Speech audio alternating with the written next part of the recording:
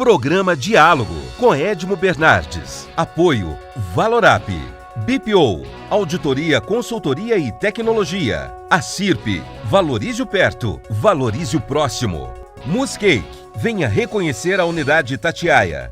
Sicredi, gente que coopera cresce.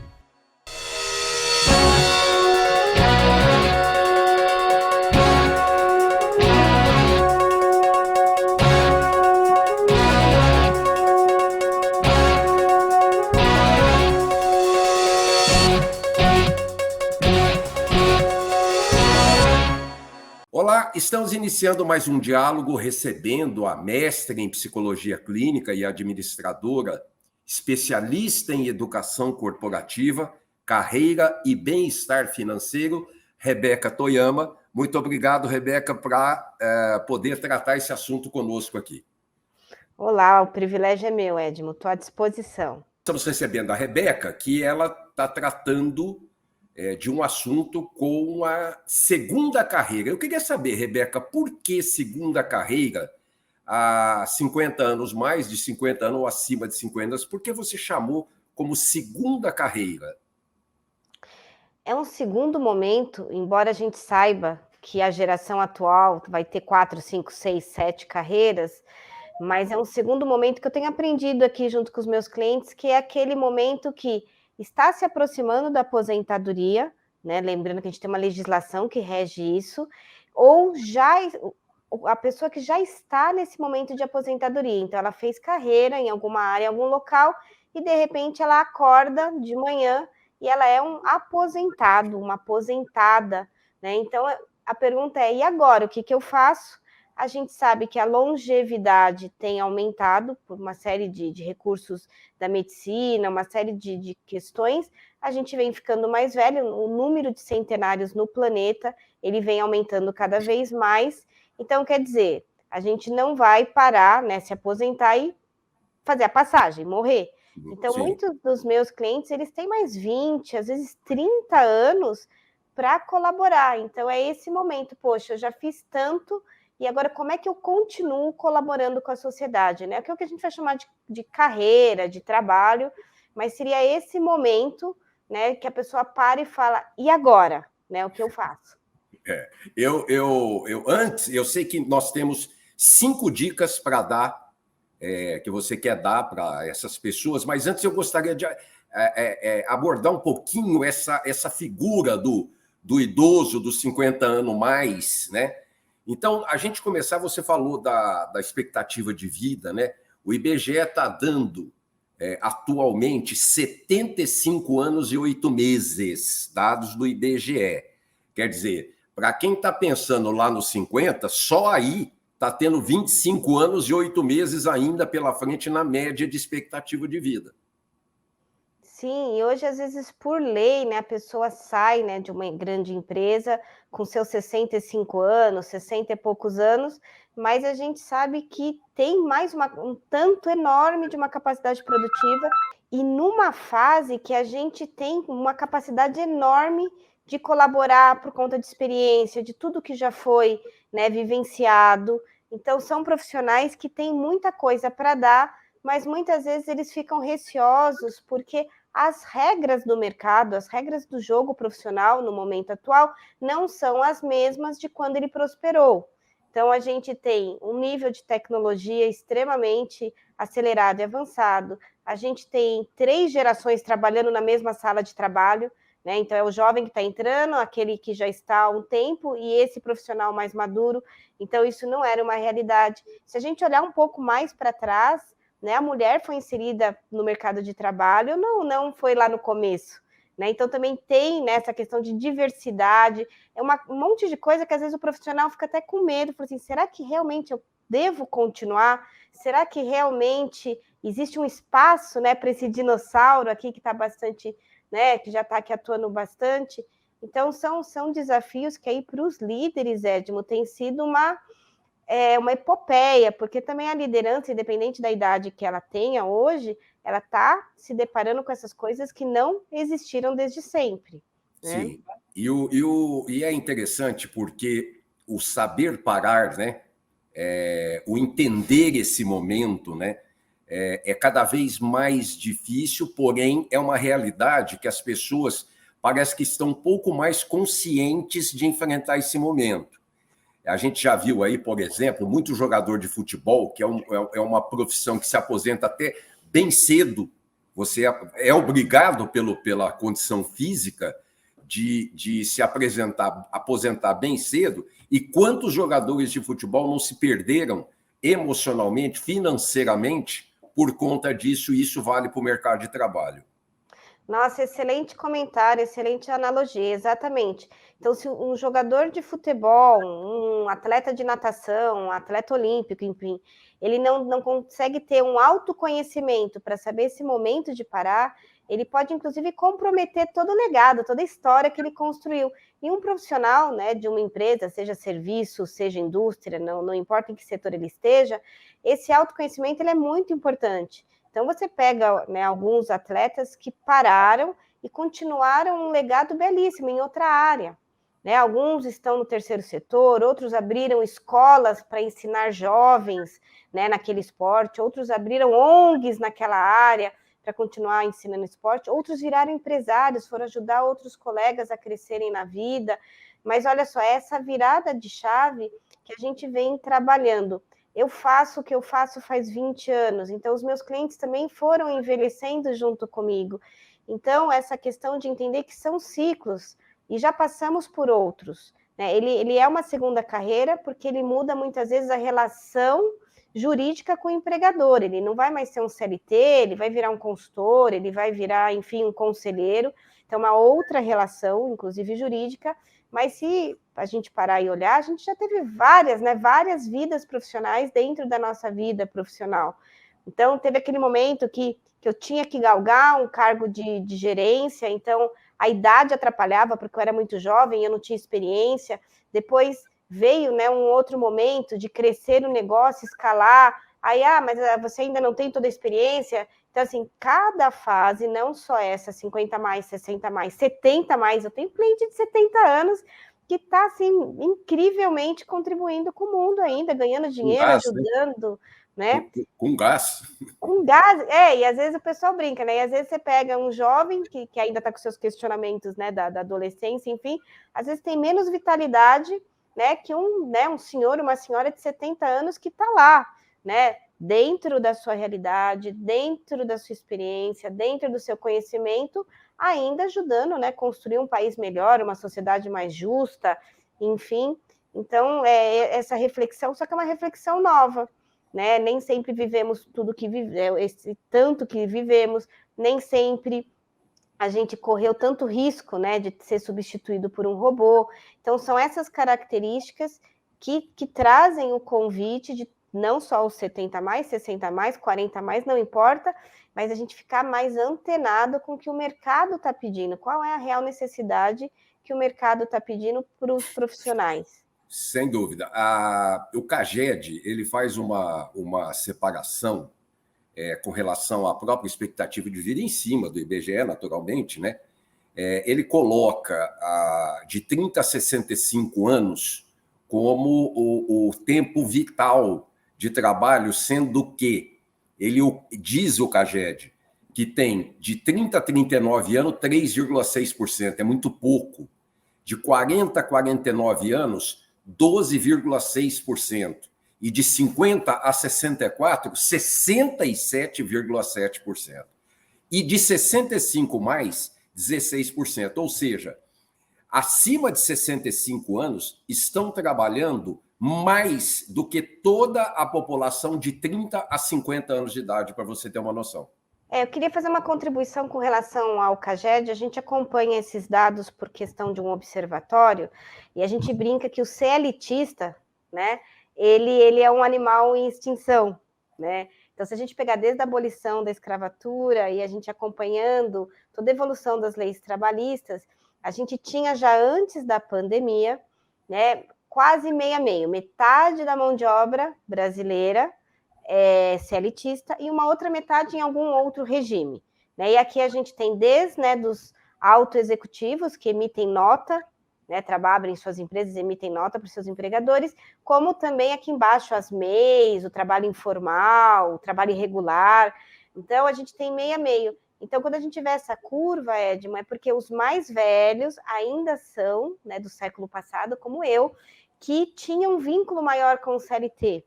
Né? Hoje, se a gente fizer, né, um recorte realmente entre os jovens, a gente vai observar que temos muitos, né, jovens que têm uma startup, um pequeno negócio, um pequeno empreendimento, né, estão, enfim, em outros regimes. Então, por isso que assim, é um momento ímpar, trazendo uma série de desafios aos líderes, onde inclusive o vínculo empregatício mudou. Né? Por isso que aqui a brincadeira interna é assim, né? O CLTista, né? Quem tem uma carteira registrada, tem estado, né, quase numa extinção. E aí a gente tem os aplicativos, a gente tem uma série de formas de empregar pessoas que não passam pelo CAGED. No manual do Enem, olha como é que eu falo CAGED, eu falei IBGE, vamos tratar do manual do Enem, para você ter uma noção. Jovens, pelo manual do Enem, é considerado indivíduo até 19 anos. É um jovem. Adulto, com idade entre 20 e 59. Adulto, 20 a 59. E idosos de 60 anos para cima. Quer dizer, fica difícil você... Eu não sei, eu não estou conseguindo entender esse enquadramento do manual do Enem, dentro dessa expectativa de hoje, dentro das pessoas que têm gás, outras que não têm gás, outras que podem, outras que não podem. Eu não sei como você enquadrar em hábitos, em rótulos, e querer fazer uma coisa linear para todo mundo. É isso que eu não consigo entender nessas coisas. Uma outra, né? Eu falo que uma outra tribo, né, tem apanhado muito são os estatísticos, né, que eles estão com dificuldade de enquadrar, né, as caixinhas. Mas o que a gente usa aqui, Edmo? Eu gosto muito dos setênios, da própria antroposofia, mas se a gente olhar para a medicina e para a psicologia também, a gente vai ter um recorte parecido.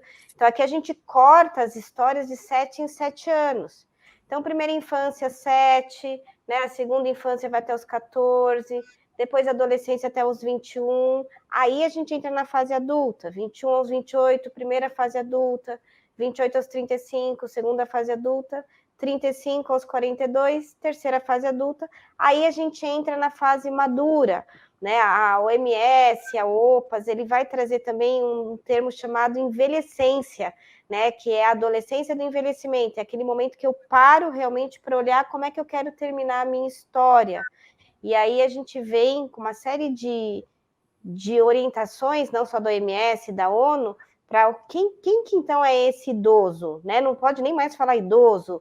Então é 60, é 65, mas aí veio a pandemia, né? No meio dessa reflexão toda veio a pandemia. A gente ficou esperando o que aconteceria com a expectativa de vida após, né, aquele pico da pandemia. Não mudou muito, né? A expectativa não caiu absurdamente. Então a gente continua numa crescente onde as pessoas vão ficando cada vez mais maduras.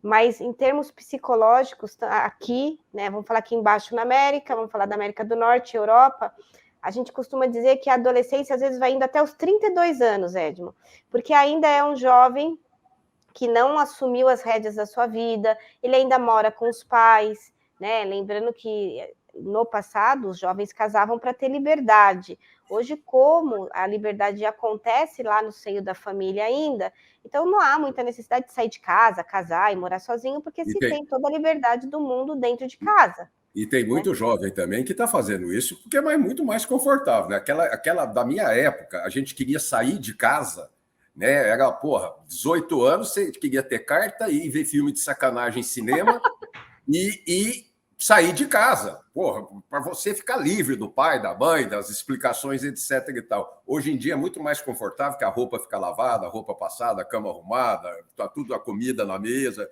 tá tudo em dia, né? Sim, tudo em dia. E a estruturação familiar também mudou muito, né? Então, antes, para mim, era muito fácil. Eu sentava com o cliente e perguntava para ele, né? Mamãe, papai, quem são seus irmãos? Porque da origem da família, eu consigo entender como aquela pessoa pensa. Hoje é mamãe e papai, mas aí metade dos irmãos era só do papai, outra metade dos irmãos era só do filho, da mamãe.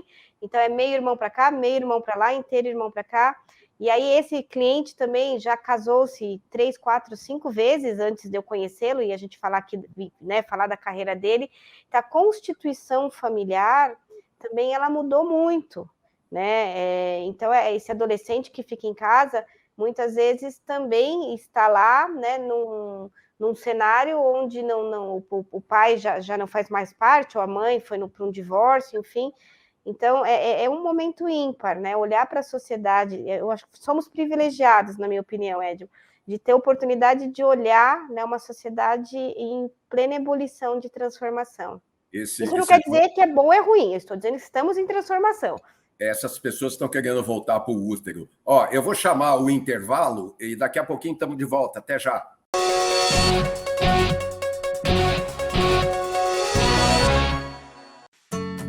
Hoje eu quero aquela brusqueta de pepperoni. Eu não vejo a hora de provar o confit de pato. Ou será que peço o risoto de carne seca, hein? E eu mereço o brownie de sobremesa. Eu vou pedir a torta de chocolate com gelé de damasco. Nossa, a gente nem chegou e já tá pensando na sobremesa. O mousse cake da Itatiaia agora é My Mousse Cake. O mousse cake que você sempre amou, com tudo que você sempre pediu. 1924. O desafio está no ar. Rádio Clube. Liderança total.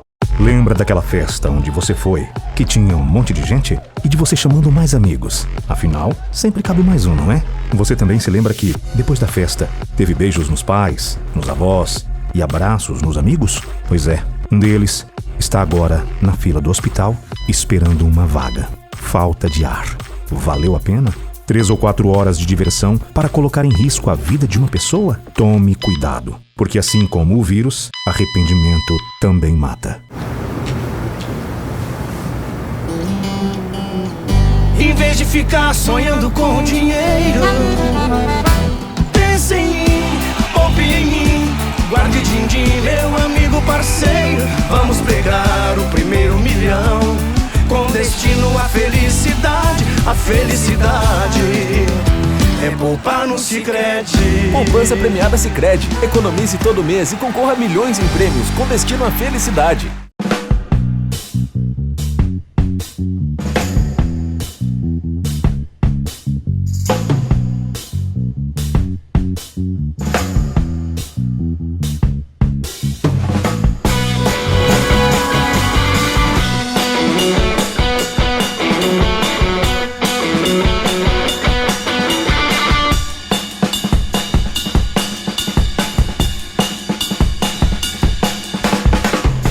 Diálogo, apoio, Valorap, Acirp, Mousse Cake e Sicredi.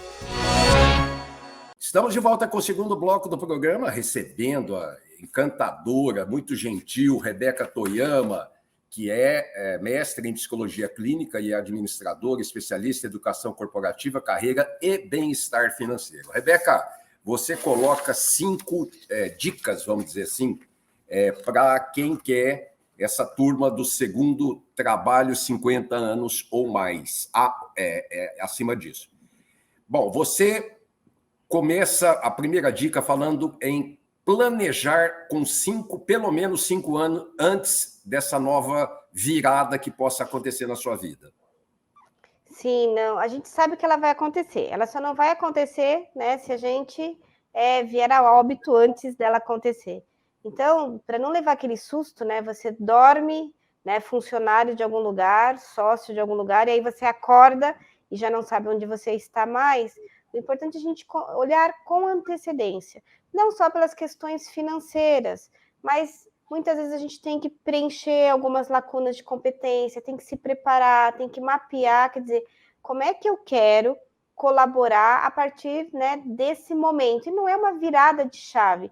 A pessoa vai, né, como você trouxe no bloco anterior, a questão do jogador de futebol. Ele planeja quando ele vai parar, ele comunica o mercado, ele já começa a entender o que ele quer fazer depois daquela parada, né, para justamente não, né, Ah, Rebeca, mas não pode ter férias, não pode fazer um sabático? Pode, mas é que é o planejamento do que faremos na nossa maturidade com a nossa carreira.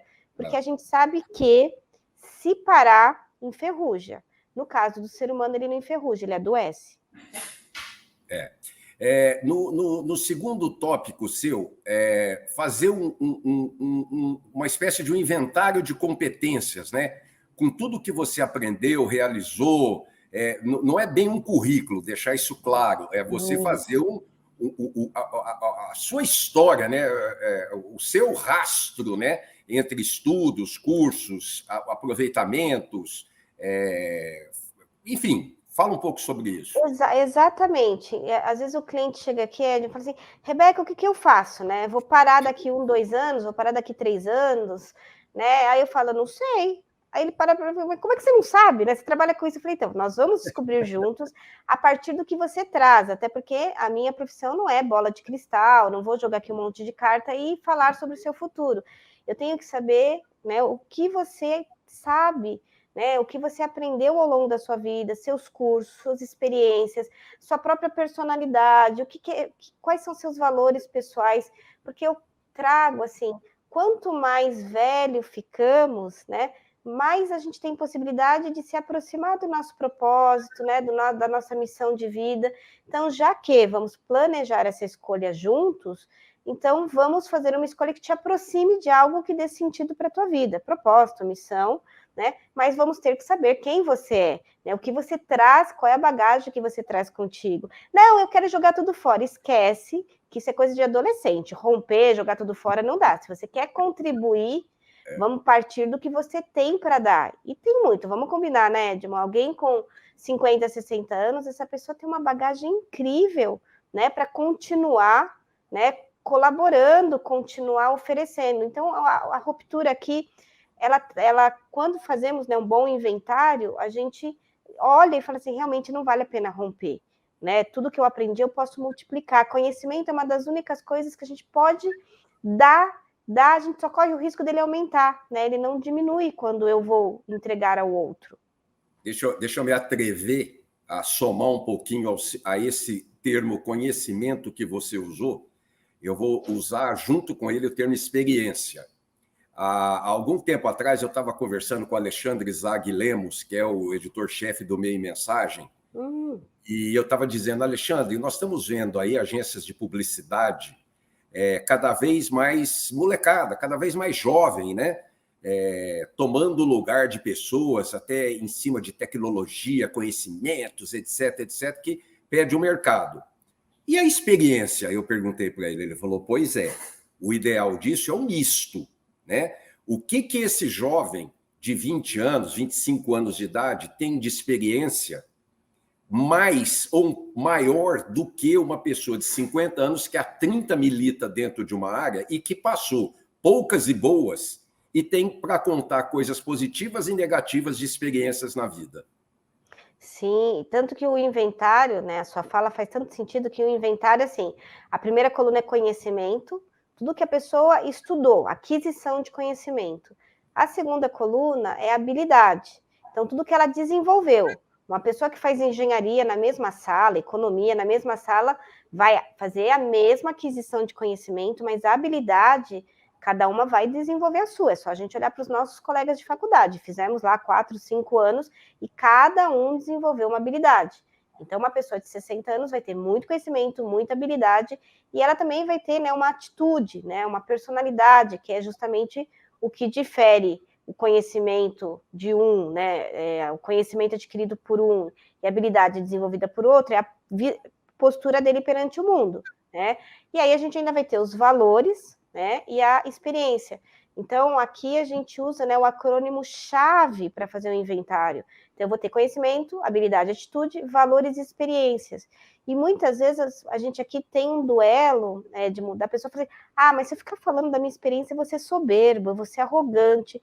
Mas se você não contar o que dá certo, o mundo vai ser preenchido pelo que dá errado. Exato. Né? Então, assim, a gente precisa aprender, principalmente, né, os mais maduros, e aí indo para uma outra ponta, quem é que nunca aprendeu, sentou para contar, ouviu um avô, uma avó, você olhava e falava assim, cara, olha só, já aconteceu isso, nossa família já passou por aquilo. Então, assim, se a gente não contar as nossas boas histórias, né, o mundo vai ser preenchido só de más histórias, e o resultado disso não é bom, né? Sem dúvida, sem dúvida. Ô, Rebeca, nós temos 3 itens e pouco tempo para falar. Esse terceiro, eu acho ele assim, você coloca, amplie seu network. Eu aviso, falo para todo mundo que network você tem que estar ampliando desde os 5 anos de idade, sabe? Conhecer o amiguinho no primário, depois você tem que conhecer, e você tem network, é fundamental. E tem gente que luta contra o network. Fala que é politicagem, nome feio, né? Mas tem uma folha inteira no relatório do Fórum Econômico Mundial, Edmo, dizendo que uma carreira do futuro, sim, depende da capacidade de estabelecer redes, networking, né? Então, não tem como a gente saber de tudo, independente da idade. Então, a gente precisa ter boas conexões. Se eu não sei de algo, eu preciso conhecer alguém que sabe. Se eu não conhecer pessoas, eu vou ficar, né, desabastecido de conhecimento, de novas ideias, né? E aí, sendo super breve, Edmo, aqui, o networking não vale ser um networking clone. Não pode ser pessoas que pensam iguais a nós, que fizeram a mesma graduação, que atuaram na mesma área, porque senão você vai, sabe, Star Wars, que tinha aquele monte de clone, né? Não é para se agradar o network, né? É para crescer. Crescer, é isso. Ô, Rebeca, o penúltimo item são as tendências, né? Inclusive fazer da tecnologia uma aliada. É natural que a pessoa acima de 50 anos ela começa a ter resistência e menos gás para desenvolvimento tecnológico, enquanto aqueles que vêm lá de trás com 18, 19, 20 anos vêm voando, né? Eu tenho visto muita evolução, isso foi um ganho da pandemia, então vovôs, vovós, um gestor mais resistente a uma tecnologia A, B ou C, todos tiveram que virar high-tech, porque com o isolamento social, ou era pela tecnologia, ou não havia conexão. Então, a gente daqui tem observado melhoras com relação a isso, e vamos combinar que a tecnologia, até para sua própria sobrevivência, ela tem sido mais intuitiva. Então, uma coisa é a gente ter pego o nosso PT500, né? Lembra aquele Motorola tijolão, e aprender a lidar com aquilo, e hoje você pegar um telefone que praticamente ele vai te mostrando onde tem que apertar, o que não tem que apertar. Então, eu olho com bons olhos a inserção, e tem um relatório, acho que foi do pessoal do Maturi Jobs, lá do Morris, que trouxe que sim, né, o mais velho tem se aproximado com mais velocidade da tecnologia. E só para finalizar rapidamente, investir em autoconhecimento. Eu não ia falar nada, não. Você falou do PT500, mas sou do tempo do Telex. Quer dizer, não quero contar minha idade, não. Deixa quieto. Eu usei BIP. BIP. Investir em autoconhecimento. Sim, porque eu acho que esse é o mais importante. É legal a gente estar finalizando com isso, porque quanto mais a gente amadurece, mais a gente olha para a gente mesmo. E é isso que eu estou chamando de autoconhecimento. Porque chega uma hora que realmente a gente não consegue mais levantar da cama por qualquer coisa. E a gente precisa saber por que a gente quer levantar da cama. Por que eu quero arregaçar a manga e continuar no mercado de trabalho. Então, essa é uma resposta de mundo interno. O que me dá tesão, quais são meus valores, né? Como é que eu quero ser lembrado depois que eu partir. Então, essas questões de autoconhecimento, então, inteligência emocional, intuição, ela é de extrema relevância nesse segundo momento profissional que muitos de nós, né, está passando ou vai passar um dia. Autoconhecimento merece investimento. Um profundo agradecimento à Rebeca Toyama. Quando necessário, quando importante, a gente volta a bater esse papo. Muito gentil, muito inteligente, muito interessante. Só tenho a te agradecer. Obrigado, Rebeca.